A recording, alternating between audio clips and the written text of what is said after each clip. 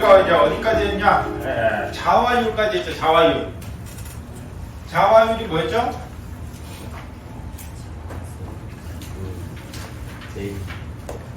자와율. 자와의 색이 맞죠.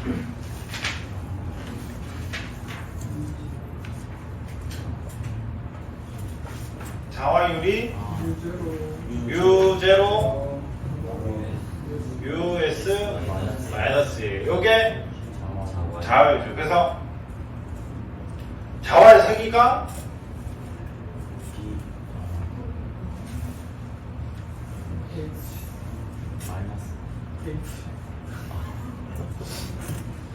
네. 됐나요? 천천히 하세요. 천천히. 뭐 오늘 배웠다고 바로 이렇게 되는 게 아니니까 지식을 저기 알려드리는데 이게 막 때려 모으면은 결국에는 이게 머릿속에 남긴 남는데 여기저기 막 이렇게 남아요. 그래서 그렇게 되면 오히려 공부에는 독이고요. 그래서 배우긴 배우되 정리를 여러분들 다시 해야 돼. 항상 얘기하지만 안 하면은 그냥 흐지부지 막 되는 경우가 많아서. 자, 여튼 뭐 이렇게 쓸 수가 있죠.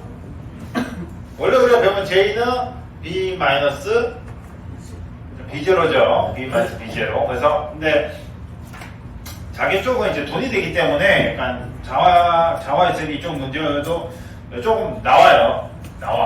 아시겠죠? 그래서 나오기 때문에 자와율 그래서 이런 식으로도 씁니다. 그래서 방어 기준이 여기까지 했죠? 오케이. 그래서 이거 가지고 이제 0보다 크냐 작냐 가지고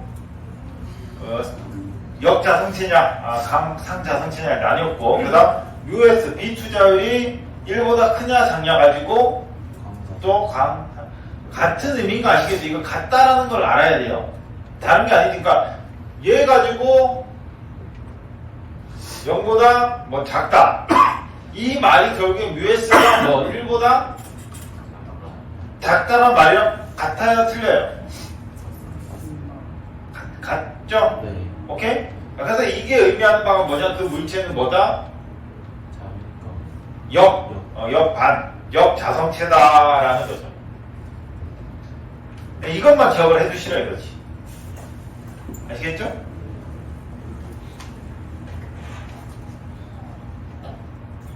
그럼 뭐 문제를 푸는 데는 큰 어려움은 없을 겁니다.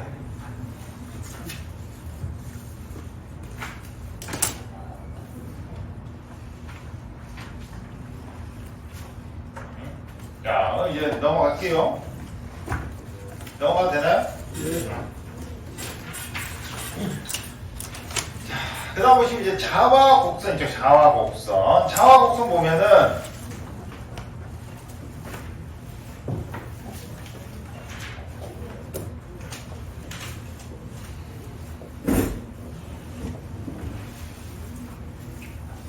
이렇게 자성체가 있습니다. 그럼 N, S 해가지고 뭐 외부에서 자개, H에 자개 세개 주고 있어요. 그럼 요 안에 이 친구의 뭐 이 B가 자속 밀도가 이렇게 쌓이겠죠. 쌓여요. 즉 자속 밀도가 쌓인다. 즉 그 면적 대비 자속이 많다. 라는 의미고, 그 의미가 결국에는 우리가 시각적으로 보기에는 뭐랑 같냐? 얘네들이 정렬을 많이 해 있다라는 뜻이에요. 아시겠죠? 정렬을 많이 해 있다라는 뜻입니다. 그러면 이제 얘네들이 이렇게 정렬을 이렇게 열심히 H를 주니까 정리를 하고 있겠죠? 그러니까 100만원 줬어. 그럼 우리는 100만원치 일을 하면 돼요. 아시겠죠? 그럼 근데 이제 300만원을 줬어. 그럼 우리는 300만원치 일을 하면 돼요. 오케이? 예. 그러면 얘가 세게 주면 세게 줄수록 B가 점점 같이 커지겠죠? 그러다가 이제 여러분한테 한 1억을 줘요. 한 달에 1억을 주고 1억만치 일을 해라. 어떻게 해요? 뭐 할 수도 있지. 근데 우리가 아직 1억을 만큼의 일을 뭘 해야 될지도 감도 안 오잖아요. 뭐 1억 줄 테니까 이제 뭐 저기 스페이서 X에서 돌아오게 만드는 걸 개발해 보세요. 이렇게 하면 한다고 우리 안 되잖아요. 그래서 그 말은 뭐냐? 얘가 결국엔 아무리 많이 줘도, 예? H 외부자기를 아무리 세게 걸어줘도 어느 순간 뭐가 되냐? B가 더 이상 증가하지 않을 때가 오는 거죠. 이해가시나요? 예. 왜? 이 안에 NS라고 하는 쌍극자 개수가 무한대가 아니잖아. 물질이 있으면 그 물질 안에 쌍극자 개수가 무한대가 아니겠죠. 많이 있으면 많이 있고 적게 있으면 적게 있지만 무한대는 아니란 말이에요. 그러면 결국 H를 많이 줘서 결국 얘네들의 정렬을 다 시켰어. 더 이상 정렬시킬 게 없어. 그럼 어떻게 돼요? 더 이상 B가 늘어나요? 안 늘어나요? 늘어나질 않게 되는. 그래서 그 현상을 뭐라? 그거를 자기 포화 현상이라고 하죠. 포화됐다라고 해서. 오케이? 그래서 보면 외부 자기를 계속 처음 0부터해서 점점점 세게씩 올리죠. 올리면 그 자성체의 B가 점점점 커져요.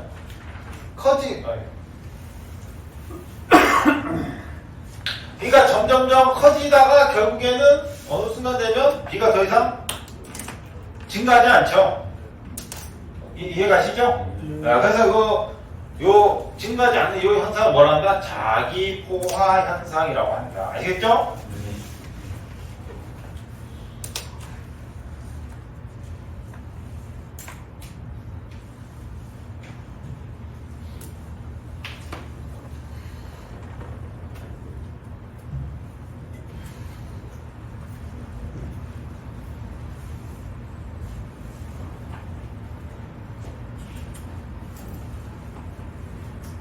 자, 됐죠? 그 다음 이거 보면 요런 친구 있죠? 이런 친구. 뮤라고 돼 있죠? 이걸 뭘 나타낸 거냐? 기울기를 나타낸 겁니다. 쉽게 설명을 하면, X축이고 Y축이죠? 너무 수직으로 그렸나? 좀 위로. 1이면 2가 되죠. 그 지점을 이제 지나는 이 함수 그래프가 있어요. 그걸 우리가 이제 수학 시간에 뭐라고 쓰냐? Y는 2, X라고 쓰죠. 이렇게 쓰거든요. 써요. 그러면 결국 이 앞에 이게 뭐냐? 2가 결국 뭐냐? 기울기를 나타내는 겁니다. 기울기를. 예. X가 1 증가할 때 Y는 몇 칸? 2칸 증가한다. 변화한다. 라는 기울기를 나타내는 겁니다. 이해가시나요? 그럼 이 식을 그대로 우리가 배운 식을 그대로 쓰면 B는 뮤 H요. X, X, Y, Y죠. H 여기 있고 B 여기 있죠. 오케이? 그럼 이 뮤는 뭘까? 얘에서 2가 뭐라 했어 방금? 그럼 얘는 뭘까? 기울기. 그래서 이게 기울기를 나타낸 겁니다. 기울기를 나타낸 거. 아시겠죠? 그래서 보면 얘가 그래프가 이렇게 하면 기울기가 급격히 올라가죠? 커지죠? 기울기가 변화해. 얘가 급격히 변하죠? 그러니까 여기가 지금 뮤가 급격히 커지죠? 그런 다음에 기울기가 점점점 줄어들죠. 변화량이 점점점 줄어드니까 기울기가 점점점 줄어드는 겁니다. 이해가시나요? 그래프는 이해가 돼요? 그럼 됐어요.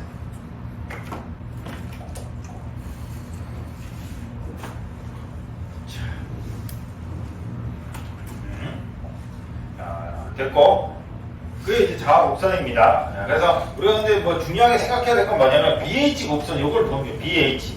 핵심 용어는 이렇게 생긴 걸 BH 곡선이라 하고요. 나중에 또 히스테리시스 곡선 배워야 되니까 BH 곡선 그래프라고 하고, 중요한 건 자기 포화. 이것만 기억하시면 돼요. 이거 뭐 기울기 요번에 이제 물어보시는 분들이 있어서 설명드린 겁니다. 그리고 중요하지 않고. 그래서 이렇게 BH 이렇게 XY축을 이제 BH라는 걸 BH 곡선이라 하고, 결국에는 자성체는 외부 자기를 아무리 세게 올리더라도 결국 늘어나지 않는 시점이었다. 그걸 뭐라 한다? 자기 포화라고 한다. 아시겠죠? 우리 전개 쪽에서는 뭐 전개 포화 이런 건 안 배웠죠? 왜 안 배웠을까? 주는 대로 흘러가서? 철이죠. 철에다가 NS를 아무리 세게 주죠. 철이 그냥 이렇게 하다가 어느 정도 되면 그냥 임계해서 그 자속 더 이상 안 받아요. 끝. 근데 우리 여기 가운데다 유전체를 갖다 넣죠. 전개를 세게 해줘. 그럼 나중에 어떻게 될까? 터져. 그게 우리가 배운 저렴 파기. 네, 그래서 포화가 없어. 포화 대신 뭐 터져요. 그래서 그런 포화라는 용어 자체가 없는 겁니다. 전기 쪽에서. 그렇고. 자, 네, 터진다는 게 두 개가 이게 땅 달라붙으니까 이게 안에 이렇게 뻥 터지겠죠. 자, 이제 바크 아우디엔 효과라고 돼 있어서 요 BH 곡선 보면은 포화가 이렇게 스무스하게 이렇게 올라가는 것처럼 보이지만 이걸 이렇게 줌을 이렇게 당겨 줌을 이렇게 열심히 당기면 줌을 열심히 당기면 이게 어떻게 돼 있냐? 요 부분을 확대하면 어떻게 돼 있냐? 요렇게 돼 있어요. 이렇게 뭐 이런 계단처럼 이해가시나요? 즉 나선으로 이렇게 올라가는 게 아니고 계단처럼 올라가는 거예요. 그걸 뭐라 한다? 바크 아우딘 효과다라고 하는 겁니다.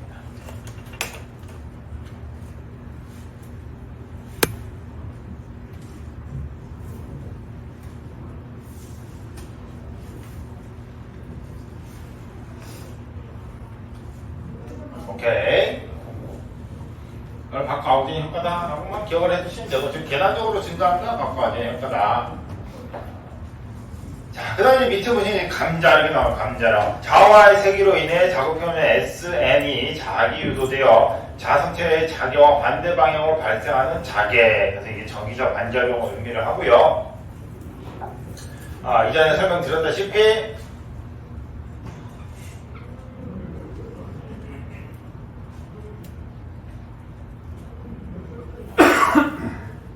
여기가 S 앵글을 띄면 N에서 S로 반대되는 방향으로 뭐가? 자개가 생긴다. 이걸 뭐라 한다? 감자력이라고 하는 거. 그러니까 감자력의 식은 H-는 U0분의 여기가 N 있죠. N. 여기서 말하는 N은 뭐냐? 감자율이에요. 비율. 감자 곱하기 J. 근데 이 식은 이제 여러분이 어렵게 볼 게 아니고 J 친구가 단위가 뭐냐면 단위가 웨버 퍼 미터 제곱이에요. 그렇죠? B는 μh죠. B는 μh. 그렇죠? 그럼 H는 μ분의 1 B죠. 오케이? 그럼 J가 결국 뭐예요? J가 단위가 아니라 B랑 같죠? 오케이? 그럼 J가 결국 B야, B. B랑 같다고요, B랑.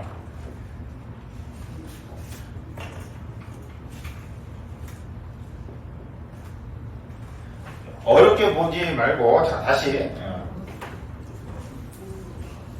자, 그냥 표현의 방법, 여기 내려가는 외부적인 H라고 하죠? 그러면 올라가는 거 H 다시라고 그냥 표시를 했죠? 그럼에도 불구하고 뚫고 지나가는 걸 이제 H 제로라고 하는 거지. 이해가시나요? 그러면 이 H를 이제 다시 외부적인 B라고 쓸 수가 있죠? 뚫고 내려오는 걸 B0라고 쓸 수가 있지. 그 다음 얘는 B 다시라고 쓸 수가 있겠죠? 얘가 결국 뭐라고? 얘가 J라고. 뭔가 그게 기호만 다를 뿐이지 의미는 똑같아요. 그래서 J는 B-B0잖아. 오케이? 그래서 B-B0 하면 뭐가 나와요? B-가 나오잖아. 맞아요? 이해가 됩니까? 네. 수식이 새로운 식이 아니다라는 거예요. 그냥 쉽게 쓰면 U0분의 J. 이게 그냥 J가 그냥 B를 지칭하는 거고, 이게 지금 우리가 쓴 H-랑 똑같다고요. H-랑 똑같다고. 단지 여기 뭐가 N 있죠, N. N이 감자율. N은 뭐냐? N은 얘가 어떤 모양으로 생겼냐에 따라서 이게 바뀌는 거예요. 오케이? 네. 그래서 만약에 환상 솔레노이드다 하면은 N이 얼마라고요? 0이에요. 0. 즉 감자력이 얼마예요? 감자력이 얼마죠? 0이 되는 거예요. 그 말은 즉슨 뭐가 없다?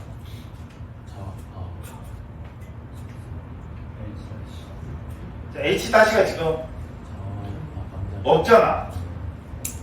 이해가 가요? H 다시가 없으면 B 다시도 없는 거고, 즉 J도 없는 거예요. J 자체가 없어. 환상 솔레노이드. 이해갑니까? 그래서 무한이라고 보는 거예요. 왜? 무한이라고 보는 이유는 처음과 끝이 없다라고 하죠. 즉 극성이 없어요. 쉽게 말하면.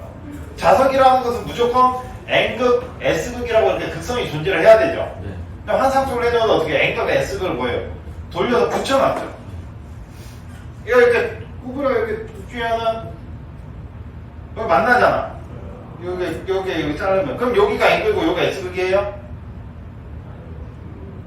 어디를 N극, S극 할래요? 이해가 가시죠? 뭔 말인지. 그러니까 자석이 돌긴 도는데 N극, S극 구분하지 않고 그냥 도는 거예요. 예. 그래서 여기 우리가 해석을 할 때 어디에 들어가냐? 무한으로 들어가는 거예요. 무한으로 들어가는 거예요. 유한, 실제로는 유한이죠. 무한. 그래서 항상 솔레노이드 같은 경우에는 없고요. 그 다음에 이제 구자성체 같은 경우에는 이제 3분의 1이다. 그래서 요거 두 개 같은 경우 그냥 외워두시면 돼요. 외워주시면 되고, 이 친구는 그냥 적어두고, 외워두시면 돼. 산업기사에서 잘 나와요. 그냥 점수, 그냥 뭐 30분 암기 노트 같은 거 있죠? 근데 이것 두 개는 너무 그냥 딱 봐도 답이 나와가지고 그냥 되고요. 감자를 요거 자체를 이제 묻는 게 조금 나와. 식 자체를 묻는 게요. 근데 식 자체가 그대로 나올 경우는 거의 상기 문제는 그대로 나오고요. 그 다음에 이제 J를 좀 바꿔. 그게 기사 문제예요. 이해가시죠? 감자라고 구하라 하면은 저 J 자리에다가 좀 이상한 짓을 해라 이런 걸로. 그게 이제 기사 문제. 똑같아요. 똑같은 거고. 그래서 뮤제로분의 N 곱하기 J 요거 이렇게 감자라고 해놓고. 그래서 새로운 거를 외우는 게 아니라 뮤제분의 J가 H 다시예요. 아시겠죠? 오케이?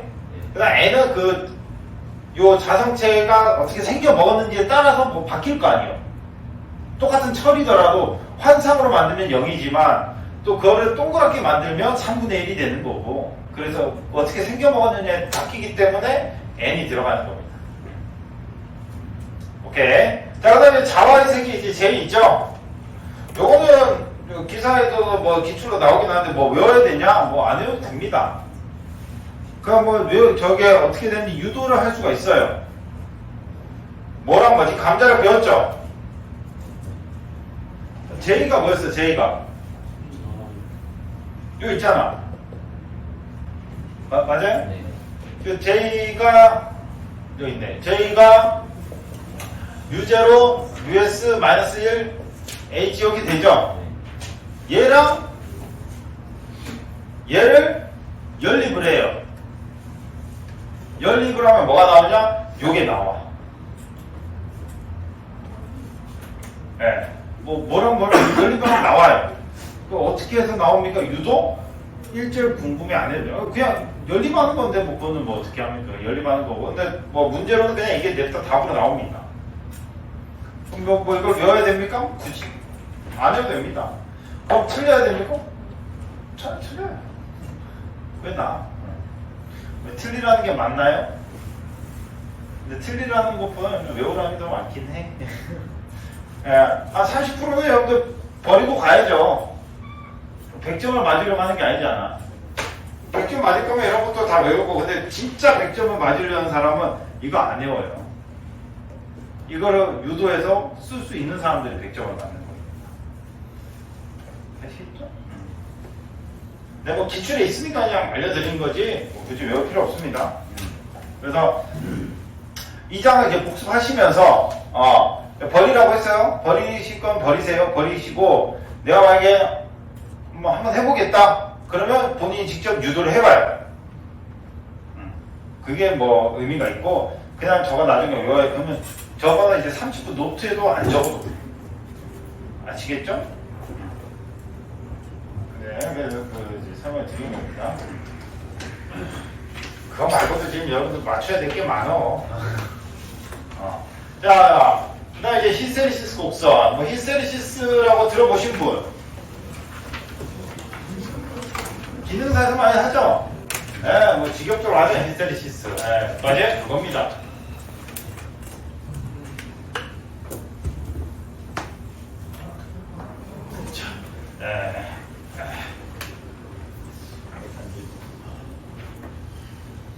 정조에서 그런가?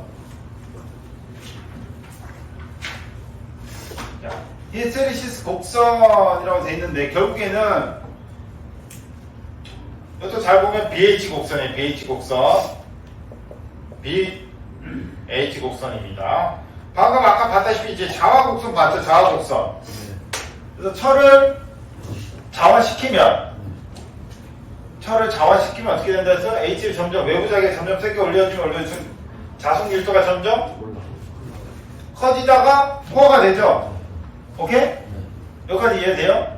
그런 다음에 외부 자개를 지금 순서대로 외부 자개를 줄여요.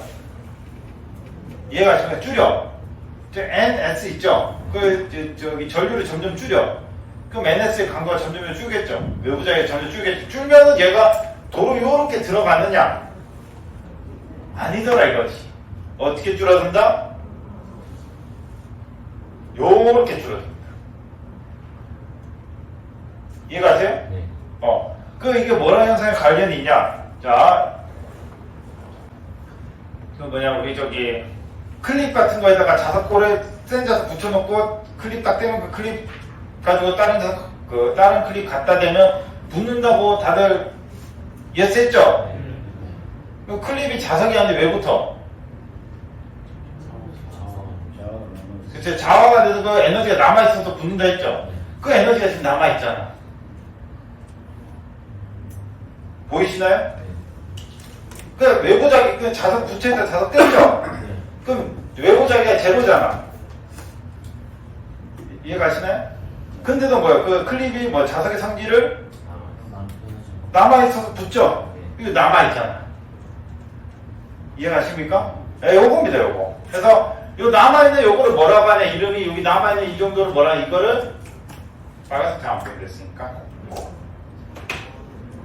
이거를 잔류 여기 있어요. 잔류 자속 밀도라고 합니다.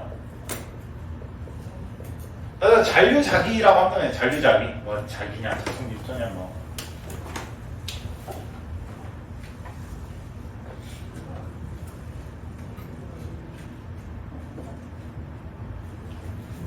이해가 가시나요? 잔류자기.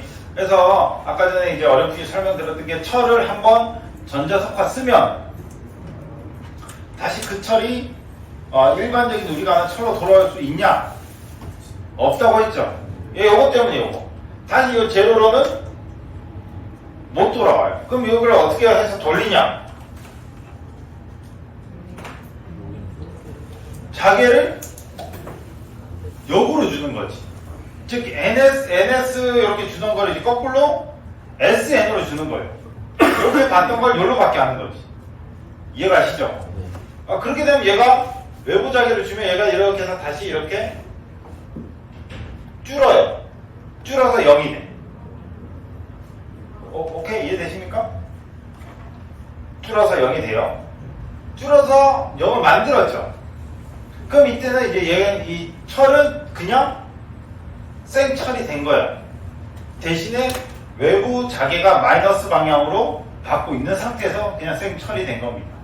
그럼 얘를 그냥 생철로 만들려면은 외부 자개의 에너지가 지금 들어가고 있죠. 그 에너지를 뭐라고 한다? 그 전류의 자기를 뭐라 한다?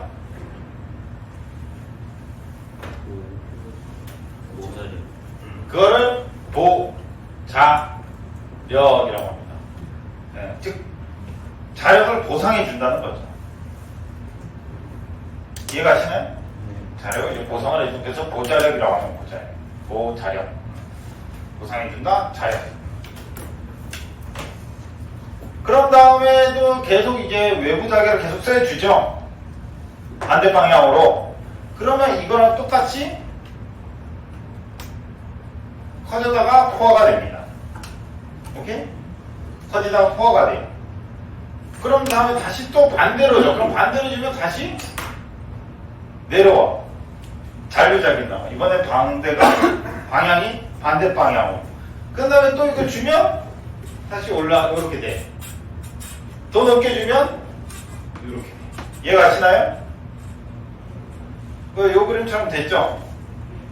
뭐 깔끔하진 않지만 대충 이 그림처럼 됐죠.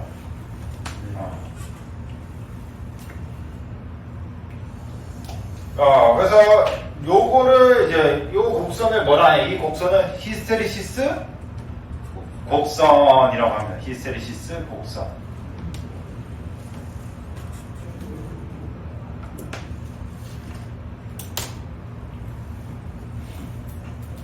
요거는 이제 전자기학에서 배우지만은 이제 기기에서 무조건 나옵니다. 기기에서 무조건 나오고요. 아마 이제 기능 사실 분들은 뭐 잔류작용 보자를 뭐 시험 문제 맨날 나오니까 아마 다 외우셨을 거예요. 자, 피곤하시죠? 난 더워. 전 더워요. 아마 저도 방문하면 피곤할 것 같아요. 그러면 자, 한번 이렇게 기지개 한번 쭉 펴시죠. 이렇게 한번 쭉 펴시죠. 자, 일어나서 이제 허리 좀 비트고 싶으시면 또 일어나서 허리도 좀 비트시고. 일어나서 이제 허리도 좀 비트고.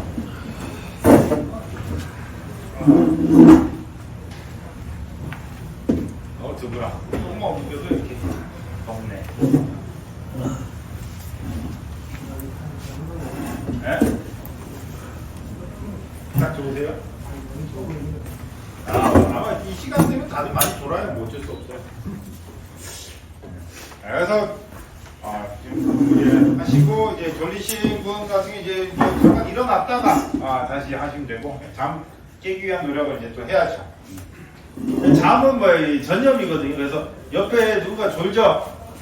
나도 졸려. 하품도 이제 전염이어가지고 하품하고. 그래서 졸면 다 같이 이렇게 어느 순간 졸고 있어요. 그러면 뭐 수업 하는 일만 못하죠. 어쩔 수 없는 것 같아요. 피곤하니까. 그것도 무슨 전기적인 작용이 있는 거예요? 네?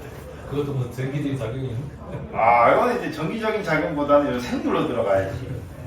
제가 생물 좋아했어요. 물리 별로 안 좋아했어요. 고등학교 때. 교감 작용과 부교감 작용. 여기까지.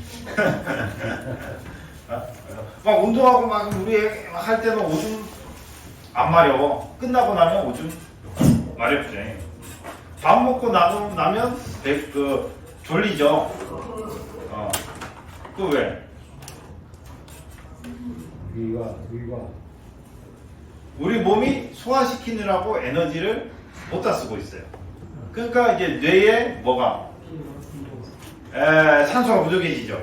그럼 어떻게 돼? 졸리는 거예요. 자는 거지. 뭐 여튼 그게 교감, 부교감 시간에서 생물시간 열심히 잘 재밌게 배웠는데 지금 뭐 쓰고 있진 않아요. 네.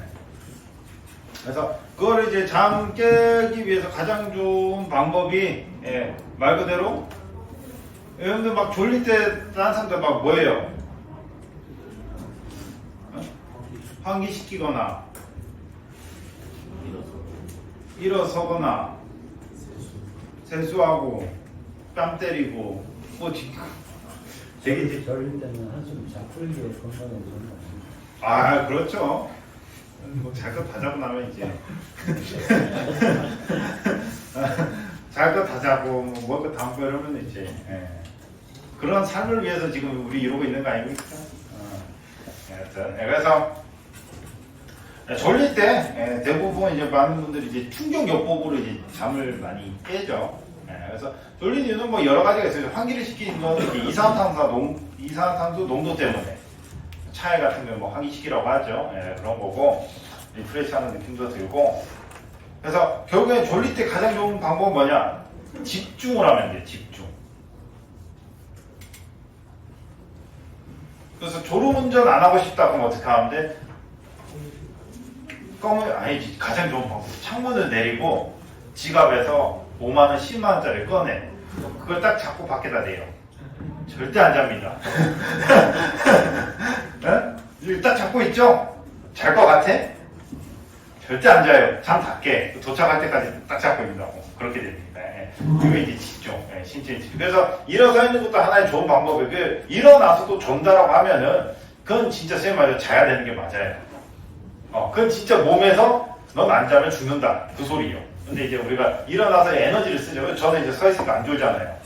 네, 지금 지금 몸이 이제 서 있으려면 근육을 써야 되죠. 네, 그렇기 때문에 졸음이 안 오지. 그래서 피곤할 때 가장 좋은 방법은 그냥 일어서는 겁니다. 일어서는 게 제일 좋아요. 자, 그래서 다시 히스테리시스 곡선 돌아가면, 여기 잔류자기까지 하고 보자료까지 했죠. 이제 외우셔야 되겠죠. 요 곡선을 뭐라 하냐? 히스테리시스 곡선이라고 하는 겁니다. 히스테리시스 곡선. 다른 말로는 BH 곡선. 또 다른 말로는 자기 이력 곡선이라고 합니다. 그래서 우리가 뭐 저기 회사 갔을 때 이력서 제출하죠.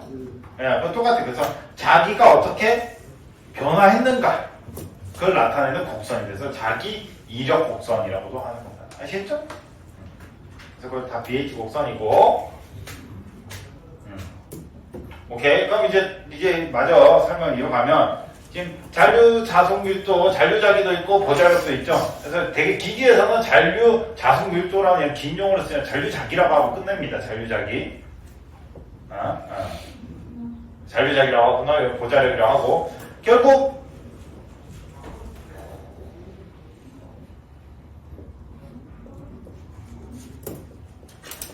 이렇게 돼 있다는 거죠. 철이 있고 NS가 있죠. 근데 우리가 NS를 영구자석이 아닌 뭘로 쓴다 했죠? 전자석으로 쓴다 했죠. 전자석. 그러면 우리가 전자석이니까 이렇게 감겨 있겠죠. 선이. 오케이? 근데 우리가 쓰는 전류가 직류요, 교류요? 교류죠. 교류 쓰죠? 교류를 쓰니까 극성이 바뀌어요, 안 바뀌어요? 1초에 몇 번? 60번. 그러면 NS 됐다가 SN 됐다가 이것을 1초에 60번을 반복을 합니다. 그럼 봐요. 얘 입장에서는 줬다가 갔다가 줬다가 갔다가 이걸 1초에 몇 번 반복한다고? 60번을 반복을 하는 겁니다. 오케이? 변압기 같은 경우에 그러면은 보시다시피 지금 정렬을 세웠다가 반대로 돌렸다가 세웠다가 반대로 돌렸다가 이러면 에너지 손실이 있을까 없을까? 대충 생각해봤어요. 있겠죠? 그래서 그 손실을 뭐라 하냐? 그걸 히스테리시스 손이라고 하는 거예요. 히스테리시스 손실. 즉 정렬을 세웠다가 반대로 돌렸다가 세웠다가 반대로 돌렸다가 하면 우리가 원하는 일은 아니에요. 단지 얘를 뭘로? 전자석으로 그냥 쓰기 위한 거지 실제로는 우리가 이 철을 돌리는 거 있죠? 요거에다가 우리가 전기 에너지를 넣어준 거예요. 그래서 이걸 돌리겠죠. 이게 뭐 돌리든 뭐 변환을 하든. 예. 근데 얘네들이 백렬을 했다가 바로 들었다가 이거는 우리 입장에서는 손실이요. 아시겠죠? 쓰기 위한 손실. 그래서 그 손실을 뭐라 한다? 히스테리시스 손실이라고 하는 거고요. 그 히스테리시스 손실은 결국 뭐랑 같냐면 이 곡선의 면적과 같습니다. 네. 면적과 같다. 자, 그러면 왜 면적과 같으냐? 물론 이제 기능사에서 그냥 외우라고 하죠. 외우셨겠죠? 왜 같으냐? 우리가 에너지, 즉 손실이라고 하는 것은 에너지죠. 줄이야, 줄. 그렇죠? 네. 에너지잖아요. 네. 그럼 우리가 이제 앞에서 배운 게 뭐냐면은, 이제 에너지 하면 빨리 4개 나와야지. 뭐죠? 2분의 1 CV 제곱. 2분의 1 LI 제곱 2분의 1 GH 단위가? 줄줄 버 기억나죠? 자, 우리가 요 네모난 사각형이 있어. 넓이 어떻게 해요? 가로가 x고 세로가 y요. 넓이 어떻게 가죠? xy죠? 자, 이 친구의 면적으로 가로가 뭐죠? h. 세로가 뭐예요?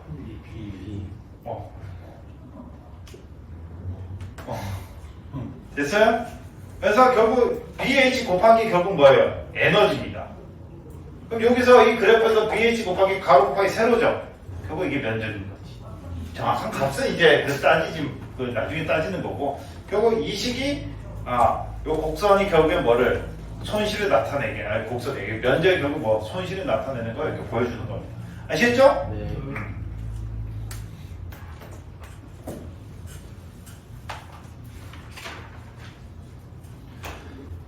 그래서 보면 히스테리시스 면적은 뭐냐? 자성체를 자화시키는 데 필요한 단위 체적당 에너지. 이렇게 적혀 있습니다.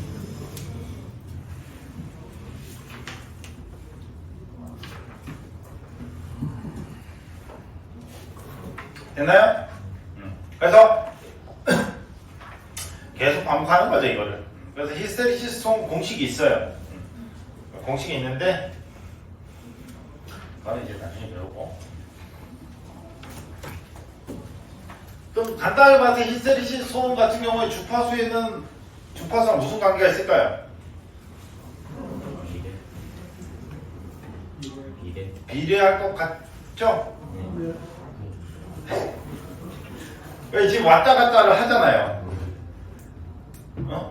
그러면 뭐 한 10회를쯤에 일주일에 10번 왔다 갔다 할 거고, 60회를쯤 60번 왔다 갔다 할 거고, 120회를쯤 120번 왔다 갔다 할 거겠죠? 그럼 뭐가 손실이 더 커질까? 120이 손실이 커지겠죠? 그래서 뭐 간단하게 생각해도 이 히스테리시스 손은 주파수와는 비례하겠구나 라고 생각을 하는 거죠. 그러니까 나중에 공식 배웁니다. 그때 가서 하시면 돼요.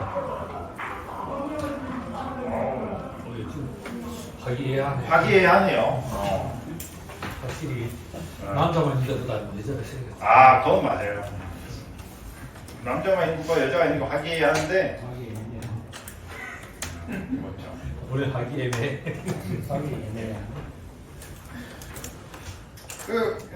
근데 그래도 안 돼. 전기가 여성분이 많이 없긴 해요. 전기에 나는 여자가 전기하면은 굉장히 메리트가 크다고 생각하거든요. 잘 안 해. 그래서 저 한정 같은 경우도 일단 솔직히 이제 공대 학부는 요즘은 이제 공대에 이제 여자분들도 많이 하지만 저 때만 여러 때만 공대에 뭐 여자가 어딨어? 저 학부생 저기 120 몇 명인가? 아니다 180 몇 명인데 그 중에 여자가 10명도 안 됐어요. 6, 7명 이렇게 됐어. 한 학년에. 그래서 막 공대 여신 뭐 이런 얘기 많이 하잖아요. 여튼 그랬는데 뭐 한 군대 갔다도 졸업할 때쯤 되니까 막 거의 20, 30명 정도 많이 늘긴 했더라고. 여튼 그래서 근데 이 일을 하면은 여자를 만날 일이 거의 없어요. 그렇겠죠? 근데 이제 제가 같이 일하는 데는 이제 엔지니어에서 이제 제 사수도 여자분이었고 제 바로 위도 여자분이었어요. 했는데 뭐 팀장님이 이제 제 사수 원래 여자 절대 안 뽑다가 제 사수를 제일 처음으로 여자를 뽑았어. 그래서 일이 정말 잘했어. 그 부분 믿고 이제 그 다음에 제 선배를 또 뽑고 여자를 뽑았는데 근데 이제 어쩔 수 없어. 그 회사는 뭐 이윤을 남기고 그런 집단이기 때문에 결국에는 이게 이름하기는 지금 세대에 역성하는 발언이긴 한데 결국에는 결혼을 하고 애를 낳게 되면 어쩔 수 없이 육아휴직에 쓰든 뭘 하든 그 자리를 비울 수밖에 없어요. 그럼 그 공백을 회사 입장에는 뭘로 다른 인력으로 채워야 돼. 근데 그 사람 자르지도 못해. 그러니까 이제 뭐 어찌해서 그게 안 좋은 거긴 한데 요즘은 그렇게 하면 안 되긴 하는데 뭐 여튼 그래가지고 우리 회사는 뭐 오래된 회사니까 그래가지고 이제 통 치고 나가가지고 그다음부터 팀장이 여자 다시나 뽑는다. 네, 그래서 그때는 여자 단 한 번도 뽑지 않았습니다. 뭐 지금까지 아예 안 뽑았다고 하긴 하더라고. 없어요. 그래서 하여튼 근데 그 전기를 하면서 여자 가장 많이 본 데가 어디냐면 한전이야. 한전 가면은 되게 담당자분들 여자분이 많아요. 여자가 이제 저기 전기 전공을 하죠.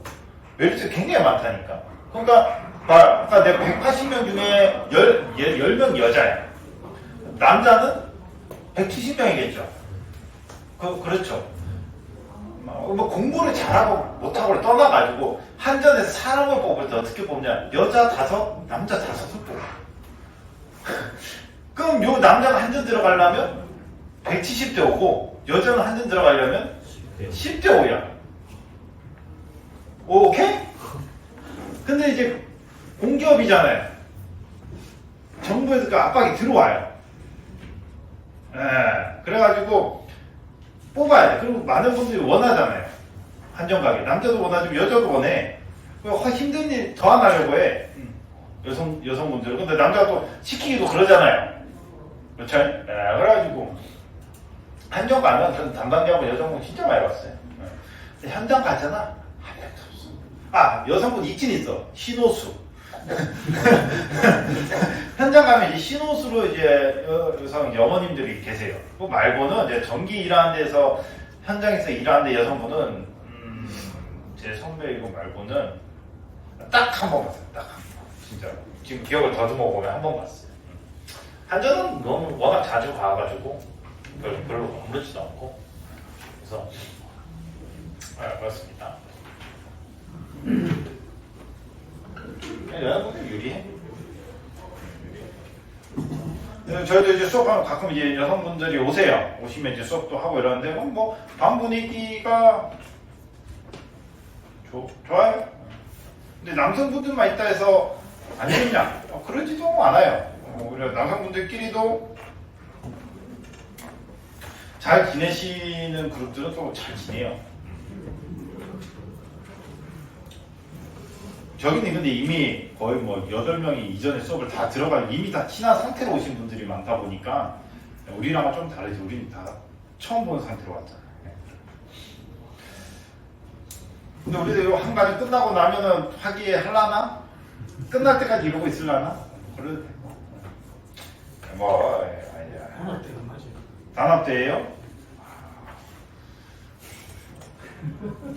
저는 아무 말도 하지 않겠습니까?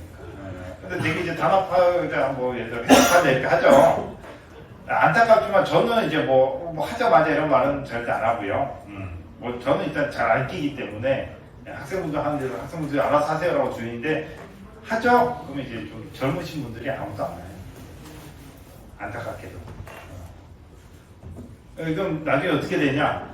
젊은 분 따로, 나이 많으신 분 따로 이렇게 돌아.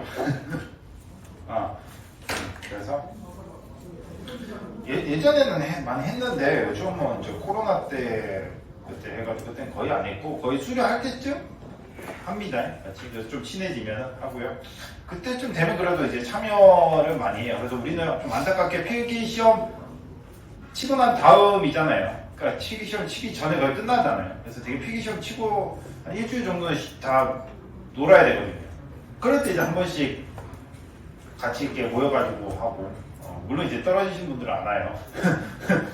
네, 그래서 많이 붙으시면 이제 모여 같이 하고 이제 끝날 때도 하고 하는데 그렇습니다. 화이팅. 자, 그럼 이제 마지막입니다. 자, 자화에 필요한 에너지죠. 즉 아까 방금 말씀드렸다시피 히스테리시스 곡선이라고 하는 것 자체가 철을 뭐 자화시킨 거죠. 그렇죠. 그럼 철을 자화시키려고 하면 뭐가 필요하냐? 에너지가 필요하다. 그게 대표적으로 뭐 히스테리시스 손실이 되는 겁니다. 이해가 되시나요? 그래서 나중에 이제 기기 쪽에서 여러분들 배울 텐데 철을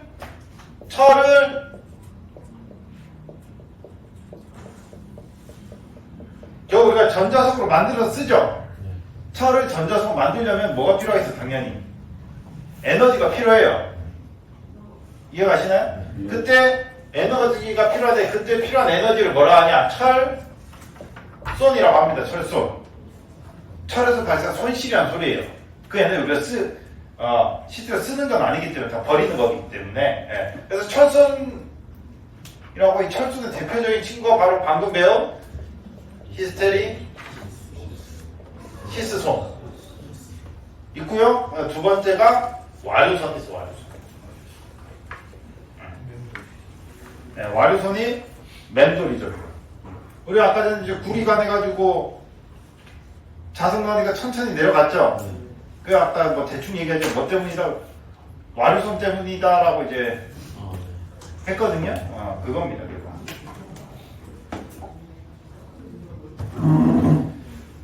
자, 이제 기회가 있어서 더 배우시고. 자, 그래서 이제 자화에 필요한 에너지대인데 이 식은 우리가 배운 식이에요. 2분의 1 BHS 안스 했죠? 넘어갈게요. 똑같아. 다 똑같아요. 2분의 1 BH 줄 퍼 미터 세제곱. 그럼 여기 보면 뭐 이렇게 써져 있잖아. 이게 2분의 1 BH요. 2분의 1 BH. 예, 그래서 곱하기 S하고 N 돼 있죠. 뉴턴. 이게 뉴턴 퍼 미터 제곱이랑 똑같은 말이고. 그래서 했기 때문에 넘어갑니다.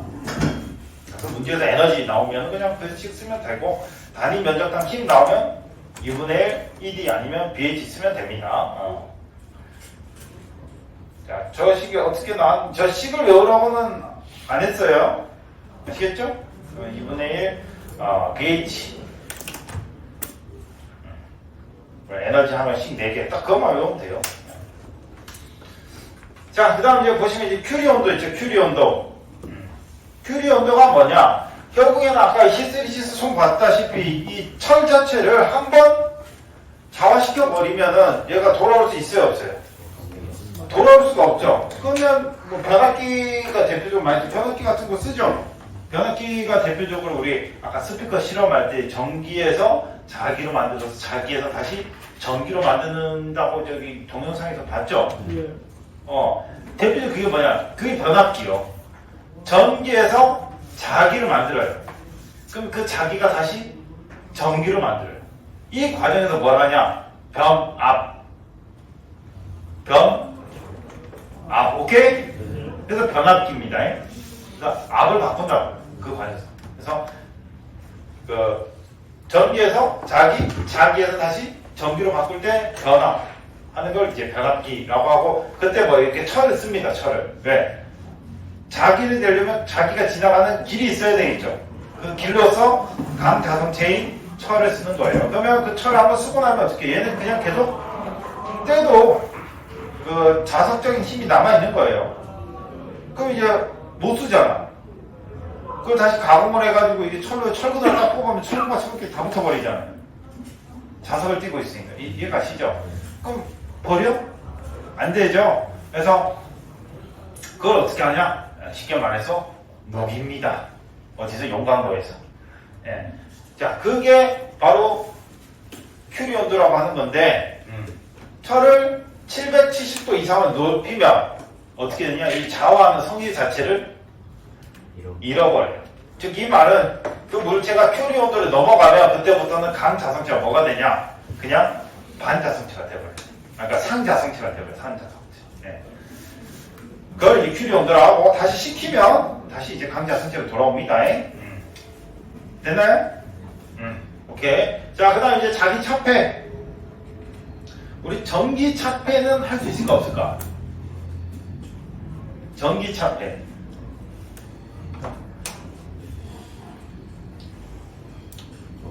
그러니까 우리가 뭐 전기가 이렇게 쓰고 있죠. 그럼 내가 이 공간에는 전기가 일절 들어오게 하고 싶지가 않아.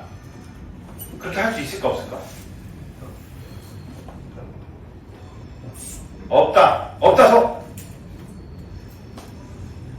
있다 손. 어떻게 하면 있을까요? 절연?